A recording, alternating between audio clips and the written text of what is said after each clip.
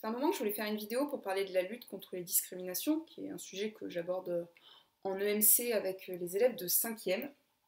Sauf qu'en fait, je ne savais pas comment l'aborder, enfin pas avec les élèves en soi, là j'ai des cours qui sont prêts, et pour l'aborder avec les élèves, il n'y a pas de souci en soi.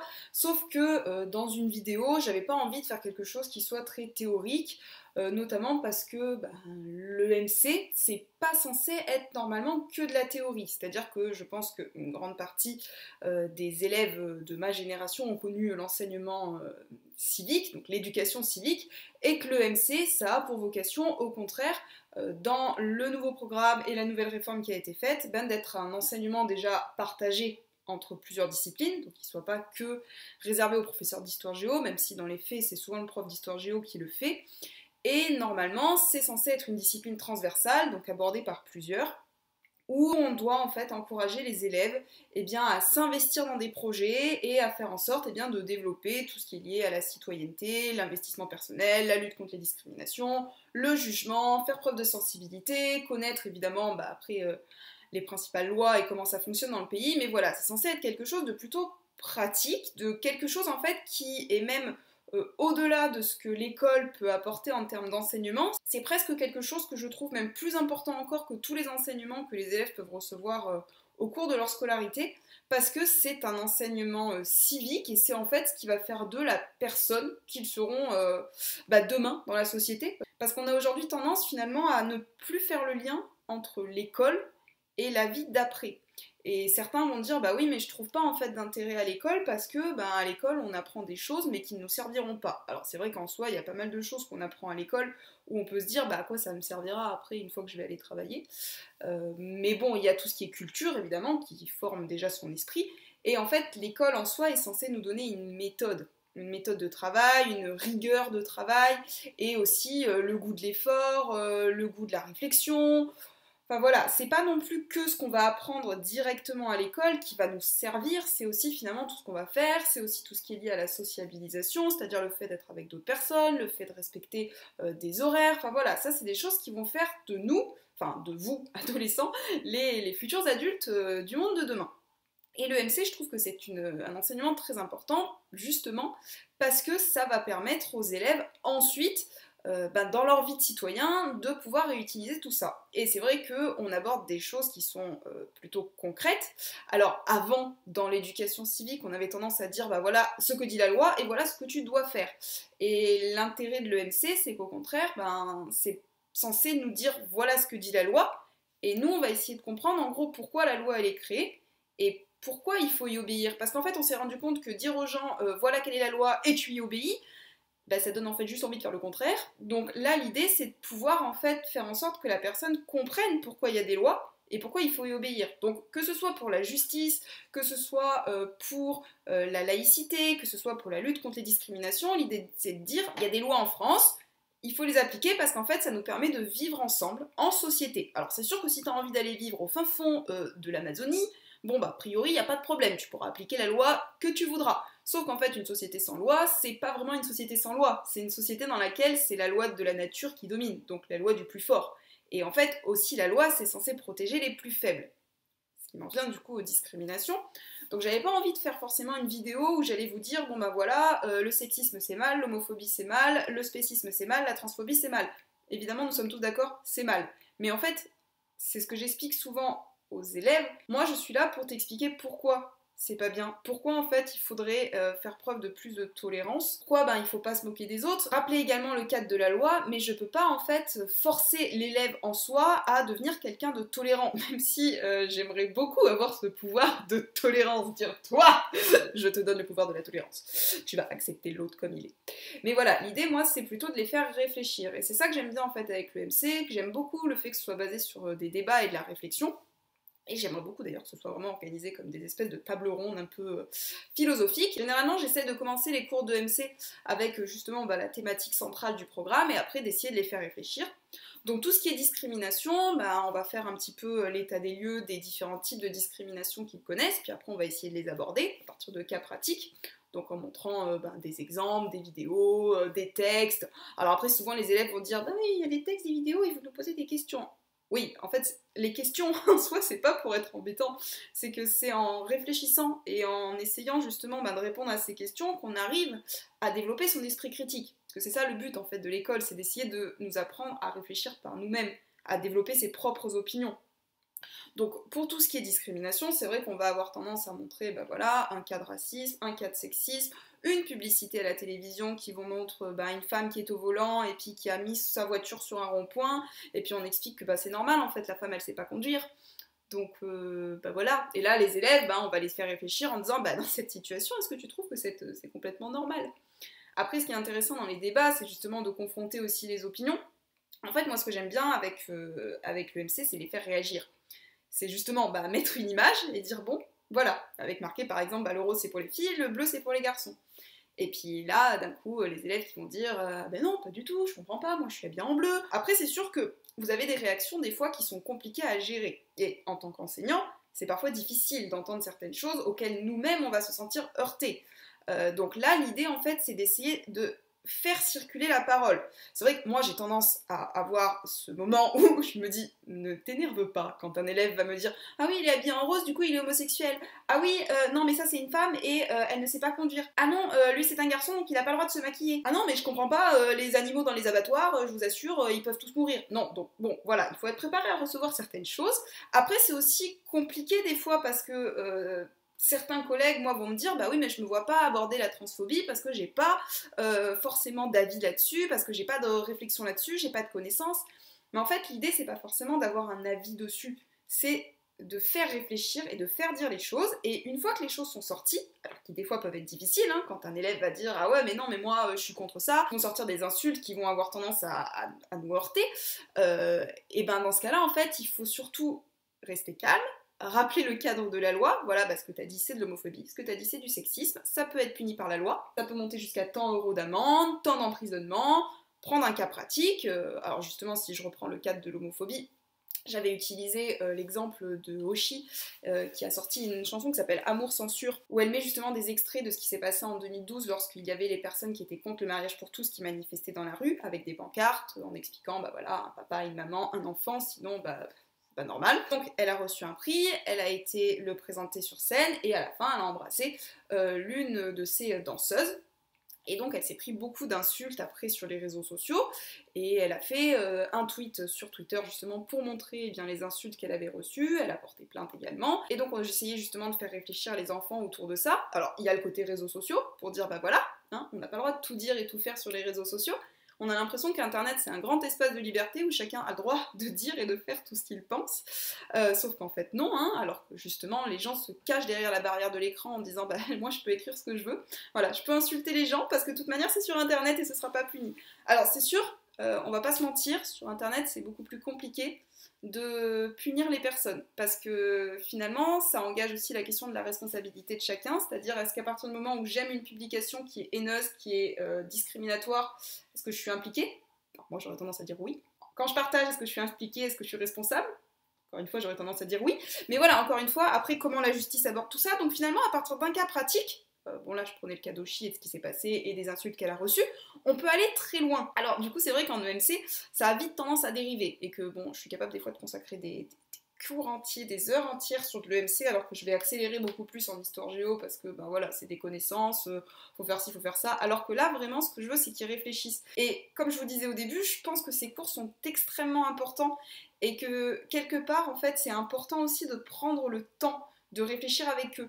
Parce que dans l'année, on est toujours pressé par le temps. On a les programmes à terminer, on a les injonctions ministérielles, on a les concours qui arrivent, on a les examens qui arrivent, on a les vacances qui au milieu nous amputent des périodes, on a les formations au milieu qui de temps en temps vont nous obliger à partir, on va avoir les élèves qui vont être en intervention sur autre chose, et du coup en fait on n'a pas beaucoup de temps et on a tendance à se stresser en tant qu'enseignant en se disant faut finir le programme, les élèves en se disant mon Dieu ils vont super vite et je comprends pas.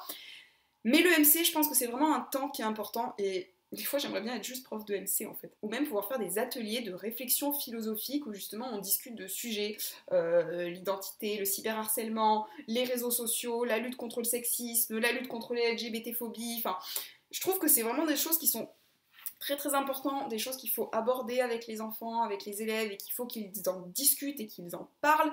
Et je vais même aller plus loin, je pense qu'en fait, quelque part, il y a certains élèves pour qui c'est le seul moment à l'école où ils vont parler de ces sujets. Je pense qu'il y a vraiment certains élèves, quand je leur montre des personnes qui sont homosexuelles, bisexuelles, transgenres, quand je leur parle justement de l'identité de genre, quand je leur parle des personnes qui sont non-binaires, je pense que certains, il n'y a que là, il n'y a qu'à l'école, il n'y a que dans cette classe, avec moi ou certains autres collègues qui pourraient en parler, mais je pense qu'il y a vraiment des élèves, c'est la seule fois dans leur vie où ils en entendront parler. Ou en tout cas dans ces termes-là, parce qu'après si c'est pour juste regarder ce qui se dit sur internet et puis d'entendre et de véhiculer tous les choses qu'en fait va véhiculer elle-même la société ou le milieu dans lequel on gravite, alors c'est pour stigmatiser personne, hein. Il y a des personnes, voilà, c'est l'environnement en fait qui fait qu'ils deviennent intolérants, mais voilà, des fois l'école c'est parfois le seul endroit, et le seul moment où ils vont pouvoir parler librement, et nous, où on va pouvoir essayer de recevoir cette parole, sans se sortir heurté, pour pouvoir justement dire ok, donc là, ce que tu viens de me dire, c'est de l'homophobie ou des LGBT-phobies. Ça, c'est de la transphobie. Ça, c'est du sexisme. Et donc, je t'explique pourquoi c'est du sexisme ou de la LGBT-phobie. Je t'explique pourquoi ce n'est pas bien. Je t'explique ce que te dit la loi. Donc, encore une fois, moi, je ne peux pas, en fait, obliger la personne à être tolérante. Je ne peux pas l'obliger à changer d'avis. Et c'est frustrant, en fait, en tant qu'enseignant, de se dire moi, je suis là pour te passer normalement des connaissances et qu'en fait, tu les prennes et j'ai raison. Mais là, on est vraiment sur la formation de la pensée de la personne. Et quelque part, en fait, il y a des gens, malheureusement, le milieu dans lequel ils évoluent, la société dans laquelle on se trouve aussi, qui est quand même pas la plus tolérante de toutes les sociétés du monde, fait qu'en fait, ils ont ces pensées-là. Et bon, enfin, moi, je me dis qu'en tout cas, en tant qu'enseignant, et surtout en enseignant de MC, c'est important qu'ils entendent justement que certaines choses ne se font pas et ne se disent pas. Et de la même manière que tout ce qui est en rapport avec la norme, alors ça, c'est quelque chose, c'est un sujet qui m'intéresse énormément, tout ce qui est la norme. Qu'est-ce que la norme, hein? Qu'est-ce que la norme? Non, parce que la question de la normalité, genre, les élèves, surtout au collège, ce qu'ils veulent, c'est être normal, c'est rentrer dans un moule, c'est rentrer dans une case. Mais elle est où la case, en fait? C'est quoi la case? C'est quoi qui est bien? C'est d'être tous pareils?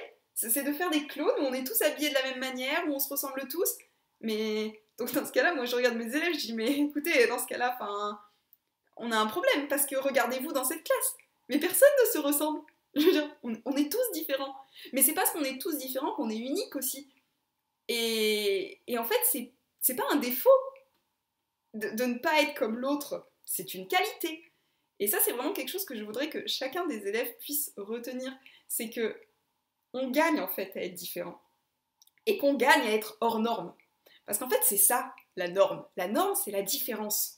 Parce que cette société aujourd'hui dans laquelle on est, qui veut nous dire on doit tous rentrer dans les mêmes vêtements, on doit tous avoir le même corps. Quand tu es un petit peu trop gros, quand tu es un petit peu trop enrobé, bah ça va pas. Si t'as des formes, ça va pas. Hein, mais si t'as pas de forme, bah ça va pas non plus. Voilà. Si t'es un garçon et que tu te maquilles, si t'es un garçon qui porte du rose, si t'es un garçon qui aime un garçon, si t'es une fille qui aime une fille, bah c'est pas bien. Si t'es quelqu'un qui t'identifie dans aucun genre, si t'es quelqu'un qui, au contraire, te dit bah moi je suis née comme étant un garçon, mais en fait je me ressens comme une fille, je suis née comme une fille, je me ressens comme un garçon. Si t'es quelqu'un qui dit bah moi je suis une fille, ok, mais par contre ce que j'ai envie c'est de prendre mon épée et d'aller faire de l'escrime, voilà, ou d'aller jouer au football, parce que flûte, et puis je suis un garçon et j'ai envie d'aller faire de la danse, bah j'ai envie de te dire bah fais-le, voilà, fais-le, parce qu'en fait, déjà, on n'a qu'une vie, ça c'est la première chose. Hein. Deuxième chose, en fait, ce que les gens y pensent, on s'en fout. Mais on s'en fout. Et on a le droit, et je dirais même, on a le devoir de s'en foutre. Excusez-moi pour mon langage. Mais vraiment, on a une société qui essaye de nous dire on doit tous être pareils, on doit tous être hétérosexuels, on doit tous rentrer dans des vêtements qui vont du 36 au 38, hein, on doit tous avoir le même type de cheveux quand on est les filles, on doit tous avoir le même type de corps, le même type de coiffure quand on est un garçon, on doit tous penser de la même manière. Ben alors déjà j'ai envie de vous dire que si franchement c'était vraiment le cas, que ce serait vraiment très triste, parce que franchement moi si c'est pour aller vite dans Star Wars où on est tous habillés pareil que les Star Troopers, bah franchement ça m'intéresse pas. Et en fait ce qui est bien justement c'est d'être différent. Je pense aussi qu'on a tendance à oublier une chose, c'est que tout ce qui est question de normes, ça dépend des sociétés. La norme, elle varie suivant les pays, suivant les sociétés, suivant les époques. Ce qui est valable à un instant T n'est plus valable à un autre moment.